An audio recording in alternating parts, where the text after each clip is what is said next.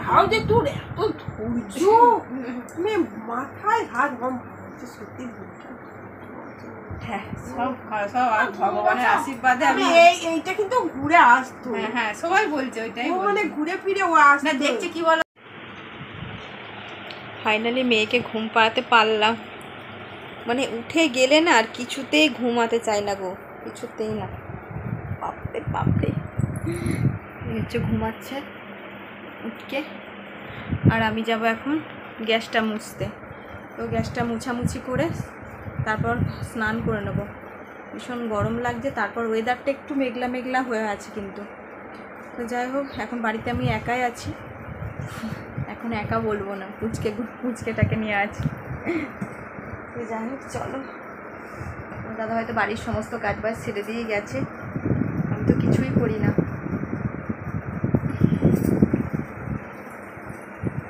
একটা ডিম সিদ্ধ বসাবো, আজকে তো রবিবার, স্কুল থেকে ডিম দেবে না, তো সেই জন্য একটা ডিম সিদ্ধ বসাবো। দেখি, খাটের নামা উঠে না একদমই পারি না, একদমই ভীষণ কষ্ট হয়।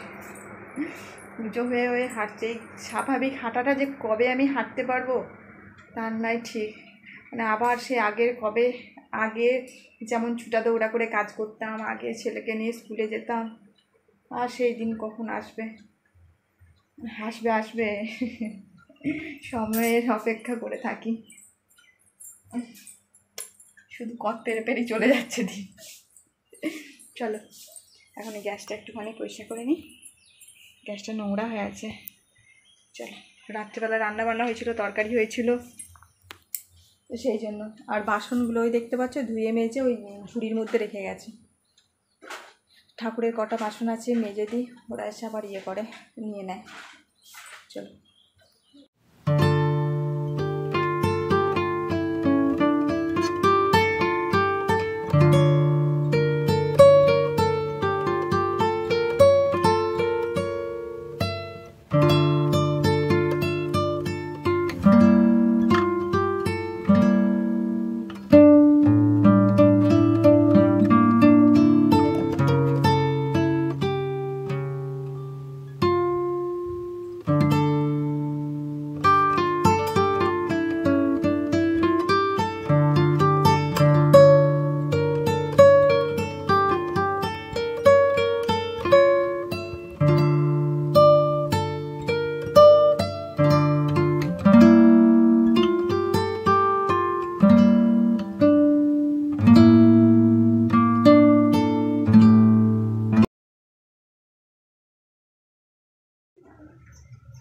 তো বন্ধুরা আমার স্নান হয়ে গেছে। স্নান বলতে তোমাদের কখন বলেছি স্নান করতে যাব, তো তোমাদের দাদাভাই আসার পর স্নান করতে গেলাম। মেয়েটা শুধুই ক্যাঁ ক্যাঁ ক্যাঁ করে কেঁদেই যাচ্ছে, আর ওই জন্য স্নান করতে যাওয়া হলো না। তো ওরা আসলো 12টা নাগাদ করে, 12টার পরে, 12টা 15-20। তো 12টা আসার পর তারপর আমি স্নান করতে গেলাম, মেয়েকে স্নান করিয়ে তারপর স্নান করতে গেলাম। তো ওরা দুজনে এলো, ছেলেটাকেও স্নান করিয়ে দিলাম। আর তোমাদের দাদাভাই এদিকে রান্নার কাজে লেগে পড়েছে। চাটনি হচ্ছে, পটল ভাজা হচ্ছে, আর চিকেন হচ্ছে। তোমাদেরকে মেনুটা বলে দিলাম, ঠিক আছে। আর ছেলেকে যে স্নান করে দিলাম, ছেলে এদিকে দাঁড়া, এদিকে পুজোও দিয়ে দিয়েছে। গোপীনাথদেরকে স্নান করিয়ে হরি মন্দিরে জল ঢেলে প্রসাদ দিয়ে পুজো দিয়ে সমস্তটা কাজ করে দিয়েছে। আর রান্নাবান্নার মেয়েটাকে নিয়ে এইখানেতে শুয়েছিলাম, ঠিক আছে, এইখানে বারান্দায় নিয়ে চলে এসেছি। সবসময় রুমটার মধ্যে থাকে তো পাখার হাওয়াটা সবসময় দিচ্ছে। আচ্ছা আচ্ছা। আর এদিকে একটু বসে আছি, খুব খিদে পেয়েছিল, যেহেতু 10টার সময় আমি মুড়ি খেয়েছিলাম আর খেলাম একটা ডিম সিদ্ধ। এই যে এখনও তোমার সাথে সেটা শেয়ার করিনি, খুব খিদে পেয়েছিল। কিন্তু কী খাবো আজকে, ডিম সিদ্ধ যে খাবো করে খাওয়া হয়নি। আর তোমার দাদাভাই বসিয়ে দিল, খাইয়ে দিল, ডিম সিদ্ধটা খাওয়া হলো। আর ওরা খেলো দুজন মিলাতে পাউরুটি আর মিষ্টি।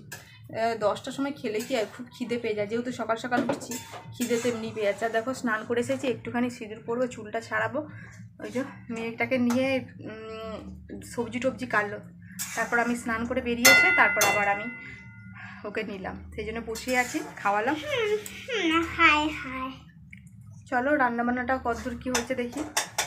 চাটনি হচ্ছে এখন, খেজুর গুড়ের চাটনি, টমেটো অবশ্য। শীতকালে যদি বেশি করে খেজুর গুড়ি তুলে রাখি তাহলে আর তো ও বাবরি, তাহলে তো অনেকটাই হবে না। আর আলোগুলো এমন ফোকাস দেয় না।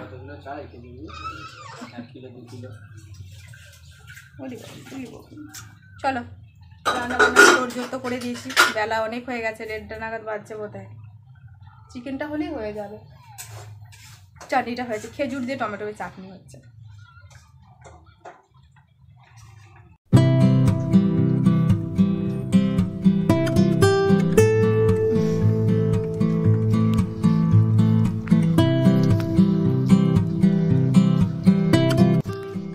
দুপুরে খেতে বসে গেলাম, আর এই তো চিকেন একদম তোমার দাদাভাই কালার করেছে, দেখো মানে হচ্ছে কাঁচা লঙ্কা দিয়ে কালার কি করে এনেছে জানি না, একটু নিয়ে যাবে রাঁধুনি হিসাবে।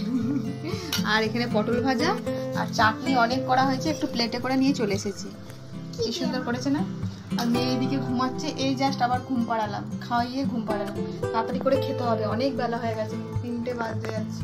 আর মেঘের পরিস্থিতি খুব বাজে, খুব মানে এতটাই মানে বৃষ্টি মনে যখন তখন নেমে যাওয়ারে ভীষণ মেঘ ধরেছে। চটপট করে খাবো, খেয়ে দিয়ে একদম একটু রেস্ট না নিলেই নয়, রেস্ট নিতে হবে, খুব খিদে পেয়ে গেছে। হালকা জন্ডিস জন্ডিস হয়েছিল, ব্যাস আমাদের বাড়িতে আবার কুটুম এসেছে, কেউ না কেউ আসে, ভালো লাগছে। আমার মেয়েকে একদম দেখার জন্য সবাই যে আসে, আমি আগেই আসতাম, বলছি না আমাদের কলকাতা থেকে সব এলো। হ্যাঁ হ্যাঁ, সে বললো কদিন ধরে, মানে তুই খবরটা দিয়েছিস তারপরেই ঢুকে পড়েছে, তাহলে কি করে হবে? আমি বলছি কখনো কবে আসবে দিদি, যেমনি গেল তেমনি কলটা খারাপ হয়ে গেল, সে তো মাথায় হাত ঢুকে মুখে বমি করে একাকার করছে, বেরিয়ে আসবো তারও উপায় নাই। অনেক জিনিসপত্র এনেছে, সেগুলো তো তোমাদের সঙ্গে পরে শেয়ার করবো। না না বলিস না। আর এই যে এখন মুড়ি খাওয়া হচ্ছে চপ দিয়ে, আমাদের এখানে নাম করা বাবলার চপ, বড় চপ। আমি তো হাসতে পারছি, পুরো হাসি বন্ধ হয়ে গেছিল কতদিন। তাও যে তোর এত ধৈর্য, মাথায় হাত সত্যি। হ্যাঁ, সব ভগবানের আশীর্বাদে আমি এইটা কিন্তু ঘুরে আসতো। হ্যাঁ সবাই বলছে ওইটাই, মানে ঘুরে ফিরে ও আসতো। দেখছে কি বলতো, যে দাদা একটাকে মানুষ করে দিয়ে বড় হয়ে তারপরে আমি ঠিক যাব। ও করেছে অনেক কাজ, ইয়ারাও অনেক কিছু করেছে, সন্ধে দিয়েছে, পুজো করে, সব করেছে, গোপালকে নামিয়েছে, খাইছে, ওগুলো তো করে, বোতল ভরে দেয়। ভগবান ওর কথা ফিরতে পারে। ও চাইছিল বুনিটা আসুক, বুনিটা আসুক, বুনিটা আসুক। তো বন্ধুরা দেখতে পেলে এতক্ষণ ধরে বসে বসে মানে গল্প হলো, মুড়ি খাওয়া হলো, সব কিছুই হলো অনেকক্ষণ ধরে। আর এই ক্যাক একাতে শুরু করে দিল, না যাও যাও যাও পাপা যাও, পাপা যাও। তো আর কে এসেছিলো তোমরা তো জানোই, আগের ব্লগে তোমরা আমার দেখেওছো। এটা হচ্ছে যাদের বাড়িতে, ওর দিদিটার বাড়িতে আমরা ভাড়া ছিলাম অনেক দিন, 4 বছর। সেই দিদিটা এত আমাদের সঙ্গে মানে কি বলবো, নিজের আত্মীয়র থেকেও আরও বেশি, আর একদম পুরো মায়ের মতন। তো আমি দিদি বলে ডাকি। আর আমার মেয়ে হয়েছে শুনে সে তো জানতো না, ফোনে খবর দিয়েছি, তো আগেই বলেছিল যে আমাকে খবর দিবি কিছু ভর্তি টর্তি যখন হবে, কিন্তু সেই সুযোগ আর পেয়ে উঠেনি যে ওকে আমি ভর্তি হতে যাচ্ছি, খবর দেবো, সে সুযোগ আর হয়ে ওঠেনি। বাড়িতে আসতে ফোন করেছি, যে সব কিছু বলেছি, তারপর ভীষণ খুশি। তো সেই জন্য কয়েকটা দিন একটু দেরি হয়ে গেল, ওরও বাড়িতে আত্মীয় এসেছিলো কয়েকদিন, ওদের 3-4 দিন ধরে ছিল বলে আজ আসতে পারেনি। তো আজকে বলছে ফাঁকা হয়েছি, সেই জন্য একদম চলে এসেছি। আর তো ওর মানে আমার জায়বু আসতো, তো সেই জন্য ও সময় পেল না আর কি। তো একদিন আগে বলেছে জায়বু, যাই হোক বেশ গল্প টল্প হলো। আর অনেক কিছু জিনিস এনেছে, অনেক কিছু। তো আমি তো এত কিছু জিনিস এনে দেখে না আমি অবাক হয়ে গেছি। তা এত সুন্দর একটা জিনিস এনেছে, আর অনেক জিনিসের মধ্যেও একটা জিনিস এত সুন্দর এনেছে, দেখে খুব ভালো লাগলো। তো এই জিনিসটা আবার এনেছে যে আমার কথা বিশেষ করে, আর আমার বেবির কথা ভেবে। তো এইটা হচ্ছে আমার বেবি যাতে আমার মানে ব্রেস্ট ফিডিং করে দুধ পায়, সেই খাবারটা আমার জন্য এনেছে। আমি ভাবতেই পারছি না, এটা নিজের মা থাকলেও এরকম ভাববে না যে এই জিনিসটা নিয়ে যায়, যাতে এই সময় খেলে তাড়াতাড়ি করে দুধ বাড়ে, বেবি খেতে পায়। সেইটা ভেবে যে এই জিনিসটা এনেছে, তো খুব ভালো লাগলো। চলো তো কী জিনিসটা এনেছে সেটা একবার দেখিয়ে দিই তোমাদেরকে, যে এইটা খেলে তাড়াতাড়ি আমার শরীরটাও ঠিক থাকবে, সব দিক থেকেই ঠিক থাকবে। চলো দেখাই। এই দেখো স্বাদের লাউ, কি সুন্দর ছোট্ট একটা কাটকুটে, এটা আবার গাছের লাউ জানো তো ওদের। তো তো ছোট্ট পাড়ে একটা গাছ হয়েছে, তাই এইটা একটাই হয়েছে, আমার জন্য নিয়ে চলে এসেছে। আমি বলছি একটাই হয়েছে, আবার আমার জন্য কি আনার দরকার ছিল, প্রথম গাছের ফল তোমরা তো একটু খেতে পারতে। বলছে না, যাচ্ছি যখন লাউটা খুব মানে দরকার। আর আমার দিদির মা আবার বলেছে যে বিশেষ করে লাউ এই সময় খাওয়া দরকার, পেঁপে লাউ তোমরা তো জানো। আর সত্যি সত্যি লাউ খাওয়া কি খুব দরকার আমি তো জানি, কিন্তু তোমরা একটু কমেন্ট করে জানিও তো। তো এই যা লাউটা এনেছে, তা যাই হোক আমার কথা ভেবে, বেবির কথা ভেবেও যে লাউটা এনেছে খুব ভালো লাগলো। আর অনেক কিছুই জিনিস আছে, চলো তোমাদেরকে এক এক করে ব্যাক ক্যামেরায় দেখাই। এই জাস্ট গেল, কতক্ষণ ছিল, 2-3 ঘন্টা ছিল, গল্প করতে করতে সমস্ত ঘটনা খুলে বলছিলাম।